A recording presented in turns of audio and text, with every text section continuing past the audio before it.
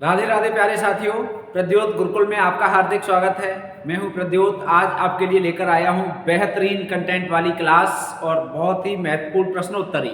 जी हाँ, आज हम चर्चा करने के लिए उपस्थित हैं आदिकालीन प्रसिद्ध कवि विद्यापति, जिन्हें मैथिल कोकिल के नाम से जाना जाता है और जो आदिकाल के बहुत ही महत्वपूर्ण कवि हैं। जी हाँ, जिनसे प्रश्न परीक्षाओं में बहुत पूछे जाते हैं। तो आज हम कुछ नया सीखेंगे, कुछ पुराना सीखेंगे, कुछ पुराना रिवाइज करेंगे।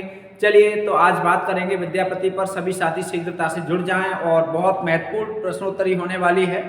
शीघ्रता से जुड़ जाया करिए। सभी साथी एक दूसरे को शेयर कर दें जिससे कि सभी साथी जुड़ जाएं। और अब शुरुआत करते हैं बिना किसी देर के विद्यापति को पढ़ेंगे, सीखेंगे, जानेंगे। महत्वपूर्ण प्रश्न जो परीक्षा के लिए उपयोगी हो सकते हैं उन्हें हम चर्चा में लेंगे। चलिए, तो पहला प्रश्न है, विद्यापति किस भाषा के कवि हैं? विद्यापति किस भाषा के कवि हैं? चलिए, बहुत बढ़िया प्रश्न है। विद्यापति किस भाषा के कवि हैं? मैथिली, बंगला, संस्कृत, भोजपुरी। अब देखिए, ये प्रश्न थोड़ा सा पहला प्रश्न है और यहाँ पर भैया ने थोड़ा सा लिखने में गलती कर दी है। जो प्रश्न दिया गया था वो प्रश्न थोड़ा प्रिंट होने में गलत कर दिया गया है। यहाँ पर संस्कृत न देकर यह हिंदी दिया गया था। ठीक है, तो थोड़ी सी मिस्टेक हो गई है। अब प्रश्न देखो, विद्यापति किस भाषा के कवि हैं? मैथिली, बंगला, हिंदी या भोजपुरी? ठीक है, तो इसमें ये सही हो जाएगा मैथिली के ए विकल्प। और यदि संस्कृत रखा जाएगा तो विद्यापति ने संस्कृत में भी लिखा है और मैथिली में भी लिखा है। ठीक है, तो वैसे जो प्रश्न दिया गया था वो ये दिया गया था विद्यापति, ये हिंदी वाला, या हिंदी लिखा हुआ था लेकिन वो गलती से संस्कृत हो गया है। कोई बात नहीं, पहले प्रश्न का अविकल्प सही है। चलिए भैया जी, शीघ्रता से जुड़ जाइए। दूसरा प्रश्न है, विद्यापति ने किस भाषा में काव्य रचना की? अब दूसरा प्रश्न है, विद्यापति की भाषा से ही फिर से प्रश्न है, विद्यापति ने किस भाषा में काव्य रचना की? मैथिली, अबहट्ट, हिंदी, मैथिली, अबहट्ट, हिंदी, मैथिली, अबहट्ट, हिंदी, उपरोक्त सभी। मैथिली, अबहट्ट, हिंदी, उपरोक्त सभी। और यहाँ पर क्या हो गया है, ये आगे पीछे हो गया है प्रश्न। ये प्रश्न आगे पीछे हो गया है भैया जी से, ध्यान नहीं दिया है उन्होंने। जहां मैथिली होना चाहिए था यहाँ पर क्या है, संस्कृत होना चाहिए, और वहां जा यहाँ क्या है, संस्कृत। कहने का मतलब ये है, पहले प्रश्न में संस्कृत होना चाहिए, जहां हिंदी होना चाहिए वहां संस्कृत लिख दिया, जहां संस्कृत होना चाहिए वहां हिंदी लिख दिया। इस तरह से प्रश्न दिया था भैया जी को हमने। तो क्या है, चलिए, कंप्यूटर वाले भैया की थोड़ी सी मिस्टेक है। प्रश्न ये है, विद्यापति ने किस भाषा में काव्य रचना की है? मैथिली, अबहट्ट, संस्कृत या उपरोक्त सभी? तो मैथिली में भी की है, अबहट्ट में भी की है, संस्कृत में भी की है। इसका मतलब हो जाएगा द विकल्प सही है। ठीक है, यदि हम इस पे बात न करें, सीधे सीधे दीपक भाई कल कह रहे थे कि सर केवल सही उत्तर पर ही चर्चा किया करें जिससे कि कंफ्यूजन न हो। तो सही उत्तर ये है कि मैथिली, अबहट्ट और संस्कृत तीनों भाषाओं में लिखा है और डी विकल्प सही हो जाएगा। चलिए भैया जी, आगे बढ़ते हैं। तीसरा प्रश्न, विद्यापति के पिता का नाम क्या था? विद्यापति के पिता का नाम क्या था? शिव सिंह, गणपत ठाकुर, कीर्ति सिंह, रुद्र नारायण। तो बहुत अच्छा प्रश्न है। विद्यापति के पिता का नाम क्या था? विद्यापति के पिता का नाम क्या था? तो विद्यापति के पिता का नाम था गणपत ठाकुर। ठीक है, गणपत ठाकुर विद्यापति के पिता का नाम था। ठीक है, वह विकल्प सही हो जाएगा, बी विकल्प।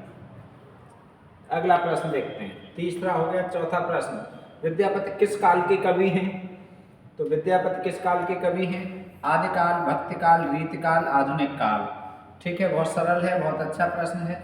और जिन लोगों ने नई हिंदी पढ़ना शुरू किया है उनके लिए तो ये प्रश्न भी थोड़ा महत्वपूर्ण ही है। जो जानते हैं, होशियार हैं, पहले से पढ़ रहे हैं, तो उन्हें तो ये लगेगा बहुत सरल प्रश्न बना दिया। लेकिन जिसने हिंदी पहली बार पढ़ी है या हिंदी के कम जानकार हैं तो उन्हें तो पता होना चाहिए विद्यापति कौन से काल के कवि हैं। प्रश्न तो काल के कवियों पर आधारित भी एक दो प्रश्न आ जाता है, किस काल के कवि हैं ये। ठीक है, तो इस तरह का प्रश्न आदिकाल के कवि हैं। ठीक, चलो ये हो गया चौथा प्रश्न। अब देखते हैं पांचवा प्रश्न। विद्यापति पदावली की रचना किस राजा के आश्रय में रहकर की? बताइए, विद्यापति ने पदावली की रचना किस राजा के आश्रय में रहकर की है? तो पांचवा प्रश्न है देवी सेन, कीर्ति सेन, शिव सेन, भैरव सेन। पांचवा प्रश्न है, बताइए। शिव सेन, ठीक है। शिव सेन के आश्रय में रहकर विद्यापति ने पदावली की रचना की है। वैसे रामकुमार वर्मा जी ने तो ये कहा है कि पदावली में संकलन है और इनके शुरुआत से अंत तक के जो गीत हैं और विभिन्न प्रकार के वो पद हैं, छंद हैं, उनका संकलन किया गया है, इस तरह से किया है। ठीक है, चलिए अगला है, विद्यापति का जीवन काल क्या है? बताइए। 1351 1439, 1320 1418, 1500 से 1580, 1460 1530। बहुत बढ़िया प्रश्न है। ठीक है, विद्यापति का जीवन काल क्या है? तो विद्यापति का जीवन काल क्या है? ये बहुत शानदार प्रश्न है और ये थोड़ा सा हर पुस्तक में इनका जीवन काल अलग अलग मिलेगा। हर पुस्तक में क्या होगा, इनका जीवन काल आपको अलग अलग मिलेगा और जब अलग अलग मिलेगा तो कन्फ्यूजन की स्थिति रहेगी। कन्फ्यूजन की स्थिति रहेगी तो फिर आपका उत्तर गलत और सही के झूले में झूलेगा। तो चलिए, प्रश्न गलत और सही के झूले में न जाए, इससे सीधे सीधे हम उत्तर पर चलते हैं और इसका पहला उत्तर है ए विकल्प सही है, अ विकल्प सही है। अरे भाई, अविकल्प सही है। ठीक है, 1351 से 1439। अब ये जीवन काल अलग अलग पुस्तकों में अलग अलग मिलेगा। यदि हम स्पेशली बात करें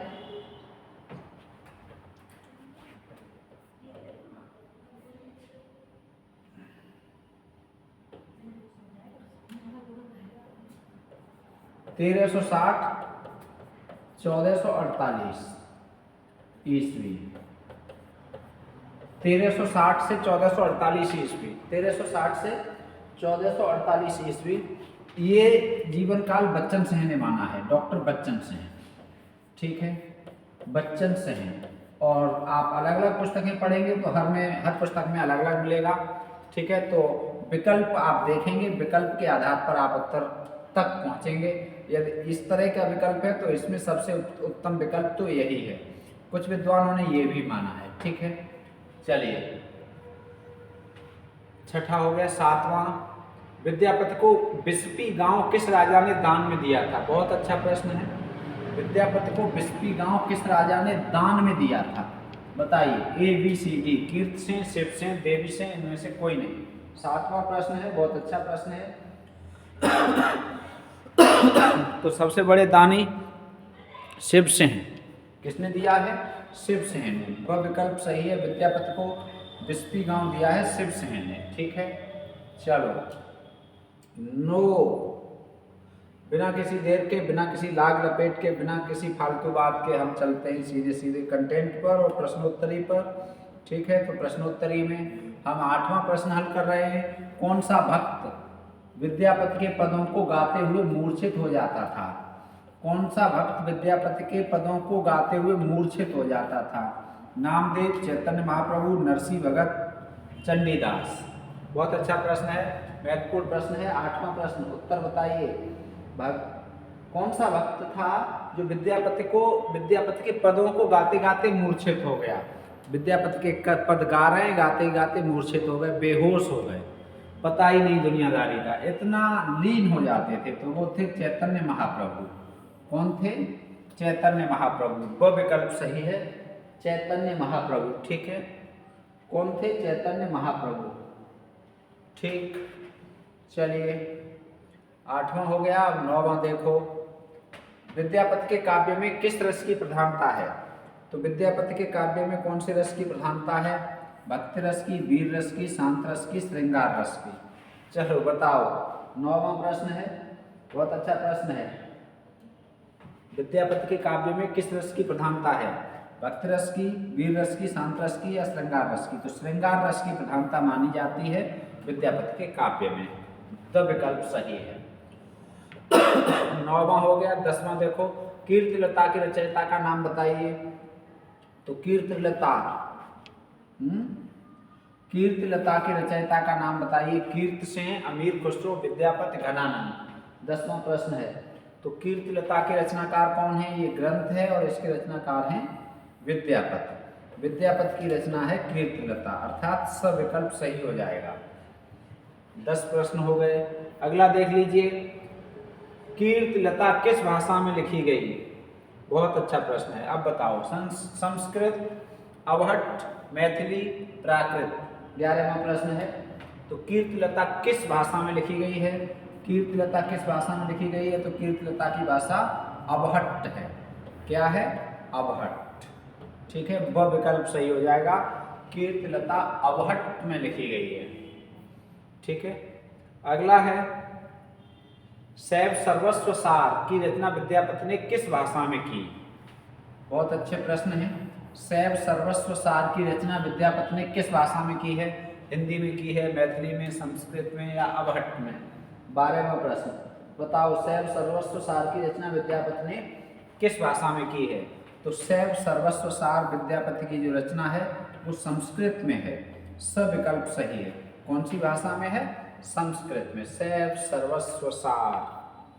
अगला है, विद्यापति को भक्त मानने वाले आलोचक इनमें से कौन है? बताओ, विद्यापति को भक्त मानने वाले आलोचक रामचंद्र शुक्ल, राम कुमार वर्मा, ग्रेयर्सन, उक्त सभी। ए बी सी डी, अ ब स द। 13वां प्रश्न है, विद्यापति को भक्त मानने वाले आलोचक कौन से हैं? विद्यापति को भक्त मानने वाले, कुछ ने भक्त माना है, कुछ ने क्या माना है? श्रृंगारी कवि। बताओ। तो विद्यापति को शुक्ल जी, वर्मा नहीं, ग्रेयर्सन ने भक्त माना है। विद्यापति को ग्रेयर्सन ने क्या माना है? भक्त माना है। ठीक है, सरकारी उत्तर पे मत चले जाना बिना सोचे समझे। 13वां हो गया। 14वां देखो, आचार्य रामचंद्र शुक्ल के अनुसार विद्यापति किस प्रकार के कवि हैं? बताओ। आचार्य रामचंद्र का नाम लिया जा रहा है अब की बार। आचार्य रामचंद्र शुक्ल के अनुसार विद्यापति भक्त कवि हैं, श्रृंगारी कवि हैं, रहस्यवादी कवि हैं या आध्यात्मिक कवि हैं? बताओ। बहुत बढ़िया प्रश्न है, बहुत अच्छा प्रश्न है। बताइए भैया, बताइए भैया, विद्यापति कैसे कवि हैं आचार्य रामचंद्र शुक्ल के अनुसार? आचार्य रामचंद्र शुक्ल के अनुसार विद्यापति किस प्रकार के कवि हैं? बता दीजिए।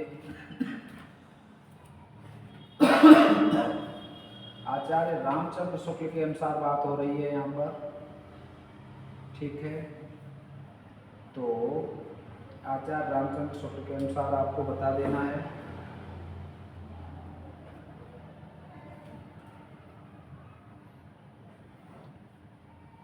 तो आचार्य रामचंद्र शुक्ल के अनुसार विद्यापति कैसे कवि हैं?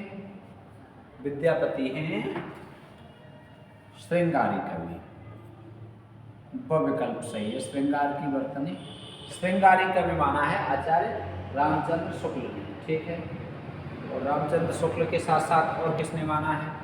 शुक्ल के साथ साथ राम कुमार वर्मा ने भी इन्हें श्रृंगारी कवि ही माना है।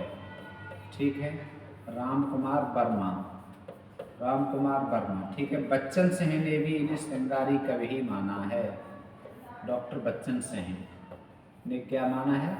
श्रृंगारी कवि माना है।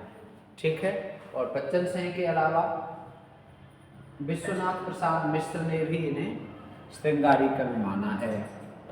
विश्वनाथ प्रसाद मिश्र ने श्रृंगारी कवि माने हैं ये। ठीक है, श्रृंगारी कवि। ठीक है, तो भक्त कवि, श्रृंगारी कवि किसने माना है? ये हो गया।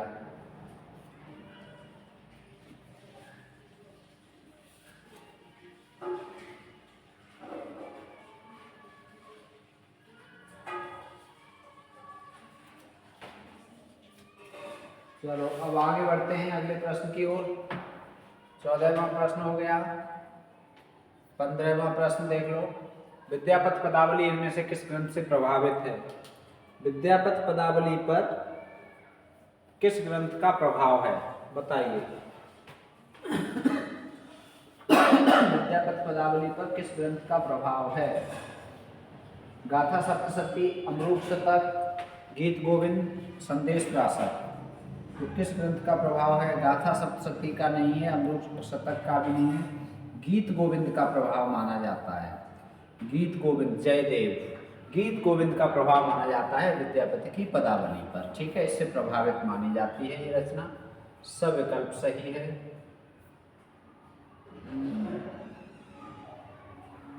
ये क्या हुआ, बैक हो गया।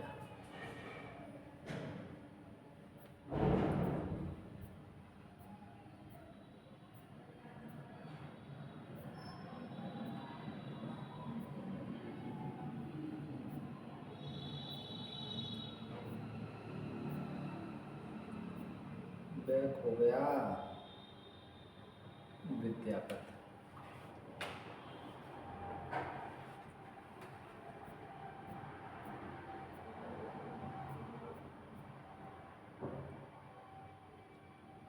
ठीक है, ये प्रश्न हो गया 15वां। 16वां देखो।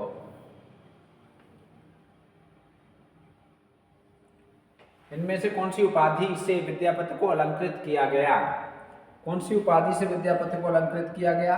मैथिल कोकिल, अभिनव जयदेव, दशावधान, उपरोक्त सभी। तो मैथिल कोकिल भी कहा जाता है, अभिनव जयदेव भी कहा जाता है, दशावधान भी कहा जाता है। ये सारी उपाधियां विद्यापति की हैं। विद्यापति को इन सारी उपाधियों से सुशोभित किया गया है। तो इसमें द विकल्प सही हो जाएगा, उपरोक्त सभी। ठीक है, चलिए भैया जाओ।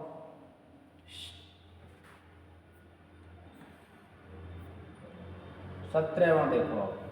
शैव सर्वस्व सार की रचना विद्यापति ने किसके आश्रय में की?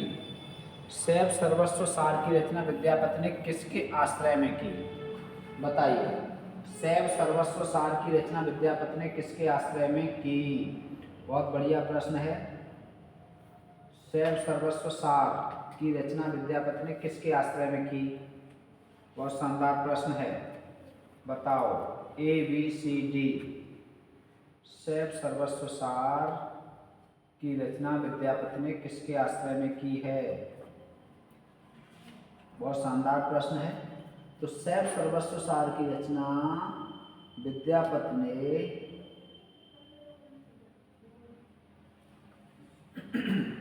बताओ, शिव सिंह के आश्रय में, कीर्ति सिंह के, विश्वास देवी के, या देवी सिंह के? बताओ। तो शिव सिंह के नहीं, इनके भी नहीं, विश्वास देवी के आश्रय में रहकर शैव सर्वस्व सार की रचना की गई थी। ठीक है, किनकी? शैव सर्वस्व सार की रचना विश्वास देवी के आश्रय में। किसके देवी के? किसके? विश्वास देवी। और ये विश्वास देवी कौन थी, ये पता है आपको? विश्वास देवी थी कौन? तो विश्वास देवी कौन थी ये भी बता दीजिए आप, बताओ।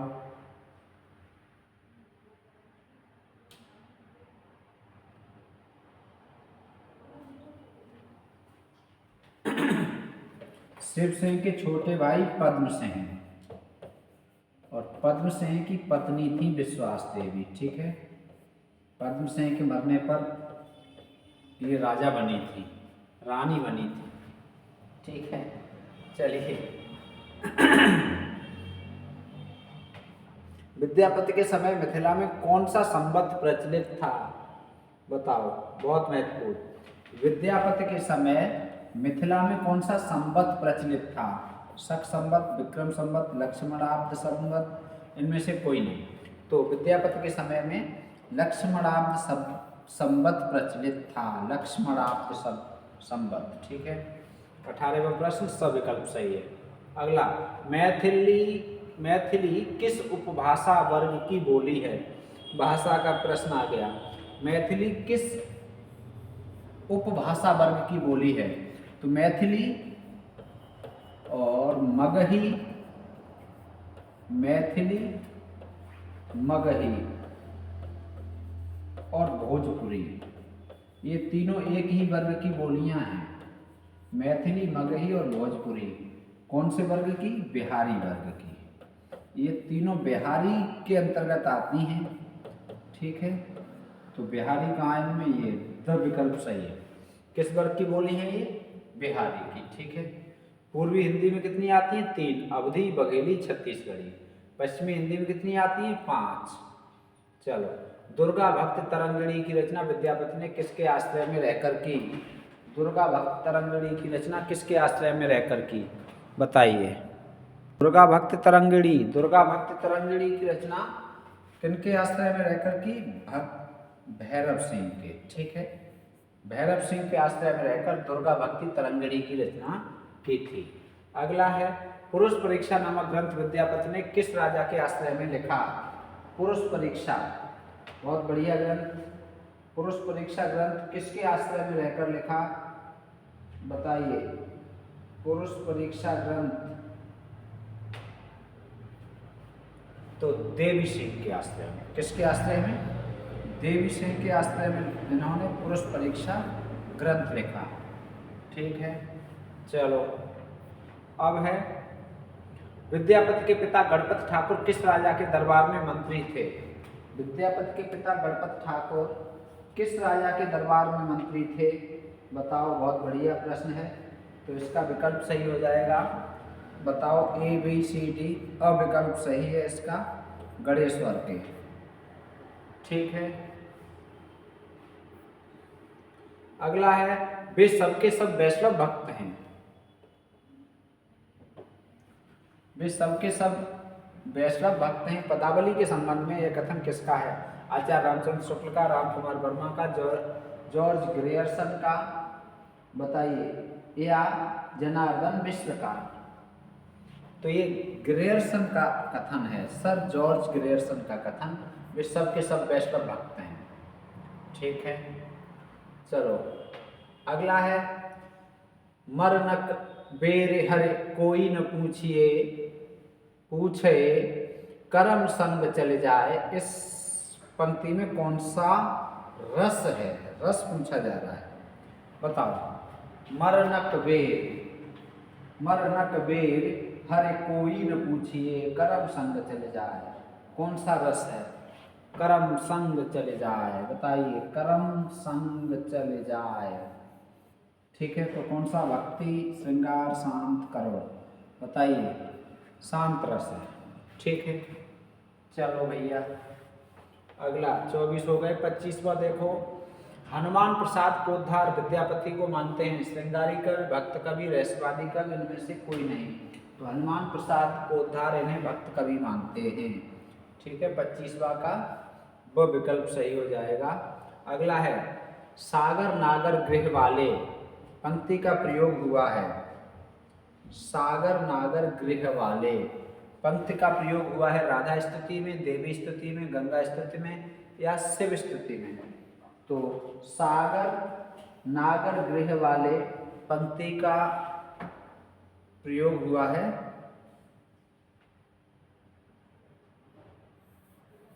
गंगा स्तुति में। चलो, 26 हो गया। 27वां, सुधामुख के बेह निर्मल वाला की विषय वस्तु क्या है? इस पंक्ति की विषय वस्तु क्या है? सुधामुख के बेह निर्मल वाला की विषय वस्तु। सुधामुख के बेह निर्मल वाला, बताओ। नक्सिक वर्णन, वयसंध, सध्यास्नाता, अभिसार। मतलब इन पंक्तियों में काय की बात की गई है? सुधामुख के बेह निर्मल वाला की पंक्तियों में कौन सी? नक्सिक, वयसंध, सध्यास्नाता। तो इसमें अविकल्प सही है, नक्सिक का वर्णन किया गया है, ठीक है। नायिका के नक्सिक वर्णन की बात है। प्रगट हास अब गोयत भेल, उरज उदयथल लालिम देव में कौन सी विषय वस्तु है? बताइए।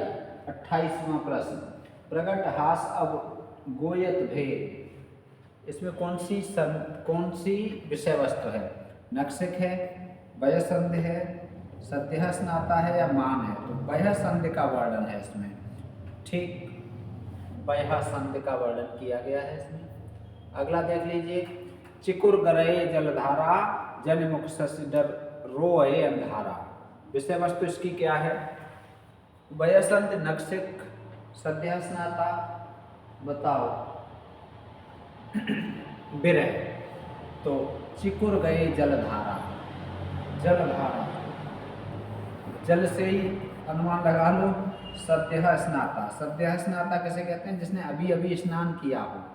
ये बहुत आता है, जिसने अभी अभी स्नान किया हो, अभी अभी स्नान किया हो, अभी अभी स्नान किया हो, ऐसी नायिका को सद्य स्नाता कहते हैं।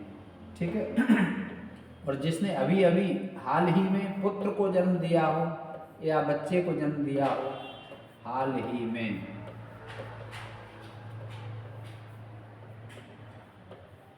बच्चे को जन्म दिया हो, उसे क्या कहते हैं?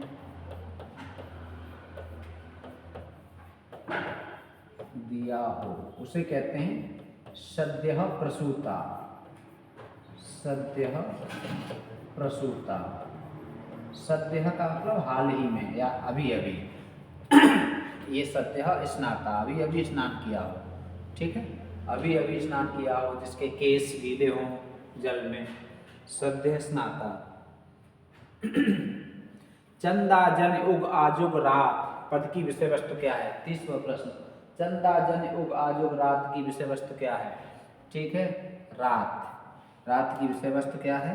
अभिसार, प्रेम में मिलने के लिए। ठीक है, चांदनी रात में। चंदा जन उग आजुग रात। अगला है चिकुर गरये जलधारा जन मुख शशि डर रोए अंधारा में कौन सा अलंकार है? अब इसमें अलंकार पूछा गया है। 31वां प्रश्न है, बहुत शानदार। बताओ कौन सा अलंकार है इसमें? उपमा, रूपक, उत्प्रेक्षा या उत्प्रेक्षा और मानवीकरण दोनों। ठीक है, तो देखो उत्प्रेक्षा जन, जन जानो मन मानो, यहाँ से आ रहा है उत्प्रेक्षा। और चिकुर गरये जलधारा जन मुख शशि डर रोए अंधारा। ठीक है, तो ये मानवीकरण भी हो रहा है यहाँ पर, ये विकल्प सही हो जाएगा। तो ठीक, 31 हो गया। 32वां, पहलव दर सम पुन नव रंग में कौन सा अलंकार है? बताओ। 32वां प्रश्न, इसमें कौन सा अलंकार है? उपमा अलंकार है। 32वां प्रश्न हो गया। 33वां, जन्म अवध हम रूप निहारल नयन तिर पति भेल में कौन सा अलंकार है? तो 33वें में विशेषोक्ति अलंकार है। ठीक है, 33 हो गया। चलिए 34, वयः संधि का तात्पर्य क्या है? वयः संधि का तात्पर्य क्या है? शैशवावस्था, यौवन, प्रौढ़ावस्था, शैशव और यौवन अवस्था का संधिकाल। तो ये वयः संधि है, शैशव और यौवन का संधिकाल, मतलब बचपन और युवावस्था की संधि। आजकल आध्यात्मिक रंग के चश्मे बहुत सस्ते हो गए हैं। ये कथन किस आलोचक का है? तो ये आप जानते होंगे, मोस्ट इम्पोर्टेंट कथन है, बहुत आता है। आजकल आध्यात्मिक रंग के चश्मे बहुत सस्ते हो गए हैं, आचार्य रामचंद्र शुक्ल जी का कथन है। ठीक है, विद्यापति के संबंध में। 36वां, वयः संधि में ईश्वर से संधि कहाँ? सद्यः स्नाता में ईश्वर से नाता कहाँ? और अभिसार में भक्ति का सार कहाँ? यह कथन किस आलोचक का है? तो यह कथन किसका है? आचार्य रामचंद्र शुक्ल, राम कुमार वर्मा, ग्रेयर्सन या हजारी प्रसाद द्विवेदी। तो राम कुमार वर्मा का ये कथन है, पहले भी एक बार हमने बताया था ये कथन।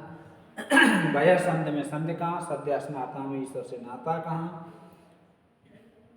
अगला, हिंदी गीत काव्य परंपरा के आदि कवि किसे माना जाता है? बताओ, हिंदी गीत काव्य परंपरा का आदि कवि किसे माना जाता है? तो हिंदी गीत काव्य परंपरा का आदि कवि विद्यापति को माना जाता है।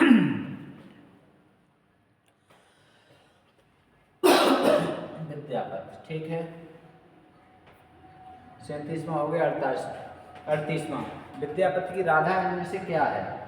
विद्यापति की राधा इनमें से क्या है? सामान्य नायिका, कृष्ण की हिलादिनी शक्ति, भक्ति का आलंबन, पाप विनाशिनी, आराध्या देवी। तो सामान्य नायिका है।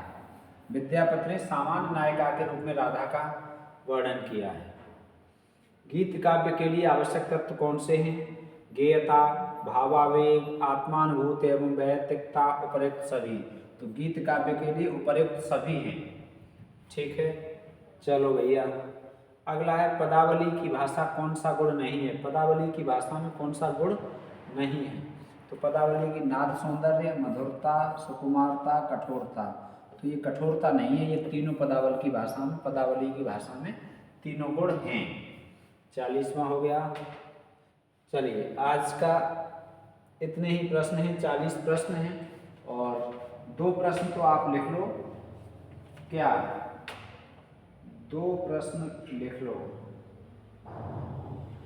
आप अपने कमेंट बॉक्स में।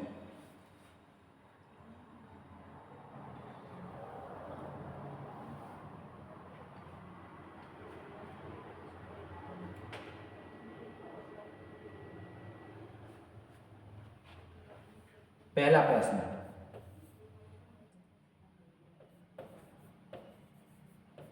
विद्यापति को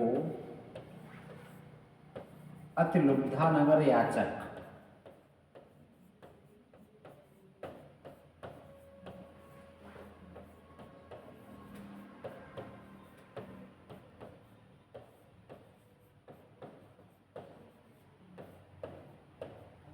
किसने कहा?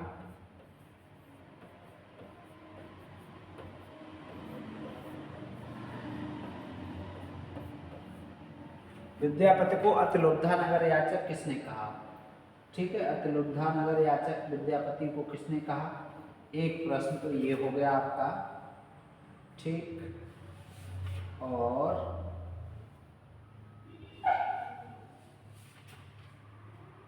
दूसरा प्रश्न एक और लिख लो।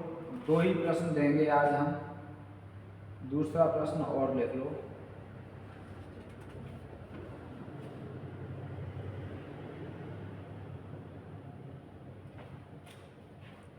दूसरा,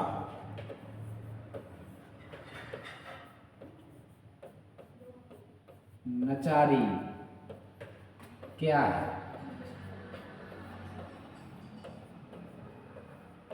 बस आज के लिए यही 2 प्रश्न रहेंगे। ठीक है, कमेंट बॉक्स में यदि आपको इनके उत्तर आ रहे हैं तो आप लिखिए, नहीं आ रहे हैं तो भी आप लिखिए। कमेंट बॉक्स कार्य में उत्तर आप अवश्य दिया करिए। ठीक है, आज की क्लास आपको कैसी लगी? कंटेंट आपको कैसा लगा? यदि उपयोगी लगता है तो आप क्लास को लाइक करें, शेयर करें। मिलेंगे फिर से एक अच्छे कंटेंट के साथ। राधे राधे। और हाँ, सुबह हमने यूपी पुलिस के लिए एक मॉडल पेपर तैयार किया था हिंदी, सामान्य हिंदी का। तो यदि आप टीजीटी, पीजीटी या अन्य किसी भी भर्ती परीक्षा के विद्यार्थी हैं तो आपको वो मॉडल पेपर देखना चाहिए। उसमें हमने 37 प्रश्न, बेहद महत्वपूर्ण 37 प्रश्न रखे थे। आपको भी वो हल करना चाहिए, आपके लिए भी उपयोगी है।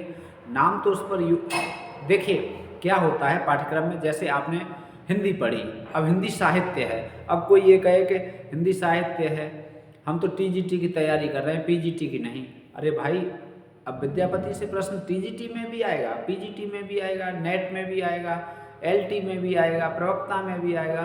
तो जो चीज़ हम पढ़ रहे हैं यही व्याकरण का है। अब व्याकरण मान लीजिए पुलिस का है तो हिंदी व्याकरण यूपी पुलिस की भर्ती का आप पढ़ेंगे तो वहाँ भी आएगा, वही लेखपाल में आएगा, वही वीडियो में आएगा, वही एलटी ग्रेड में व्याकरण आएगा, वही टीजीटी में होगा, वही व्याकरण पीजीटी में भी होगा, वही एमपी वर्ग 2 में होगा। जहाँ जहाँ व्याकरण लगा है वो व्याकरण तो वही है। संधि, समास या प्रत्यय, उपसर्ग, वही तो सब हैं।